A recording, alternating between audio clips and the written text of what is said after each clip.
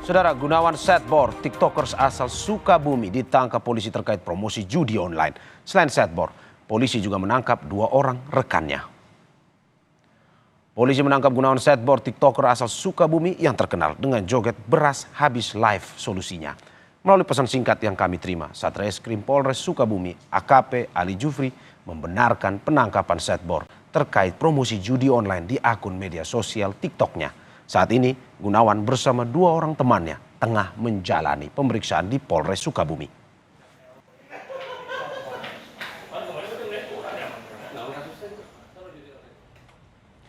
Tidak hanya tiktokers, kemarin Polda Metro Jaya menggeledah kantor Kementerian Komunikasi dan Digital di kawasan Medan Merdeka Barat pukul 6 sore. Penggeledahan dilakukan selama 1 jam. Saat menggeledah kantor Kementerian Komunikasi dan Digital, polisi membawa sejumlah tersangka yang juga berstatus sebagai pegawai Komdiji. Hasil penggeledahan, polisi membawa 1 kontainer yang diduga berisi sejumlah barang bukti terkait judi online.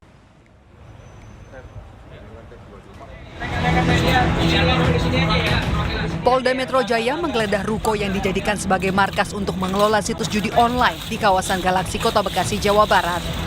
Polisi membawa salah satu tersangka yang merupakan staf ahli Kementerian Komunikasi Informasi dan Digital. Kepada polisi, tersangka menjelaskan ribuan situs judi online yang ia temukan tidak diblokir, namun dibina. Namun ia membantah kantor Kementerian Komunikasi Informasi dan Digital mengetahui kegiatan judi online yang ia lakukan. Lokasi ini sepengetahuan dari kantor. Tidak ada pengetahuan atas dasar idemu sendiri. Betul.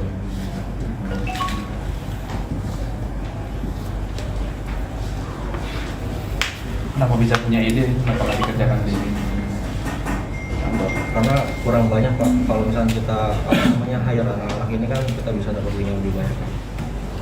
Terus yang menggaji anak-anak ini siapa? Dari saya sendiri. Dari Mas? Iya. Berapa per bulan? Per bulan sekitar 5 juta Pak.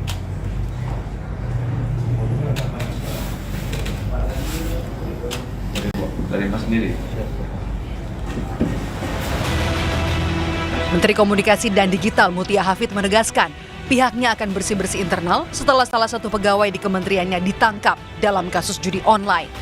Mutia menyerahkan proses hukum yang menjerat pegawai di kementeriannya kepada polisi. Silahkan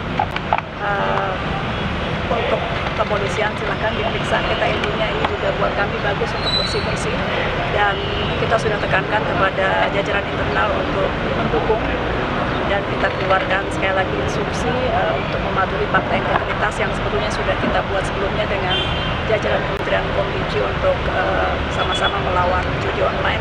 Jadi mohon doanya teman-teman, mudah-mudahan ini juga menjadi upaya baik untuk bersih-bersih. Saat ini, polisi telah menetapkan 14 orang sebagai tersangka kasus judi online dan masih mendalami jaringan judi online yang melibatkan pegawai di Kementerian Komunikasi dan Digital. Tim Liputan, Kompas TV.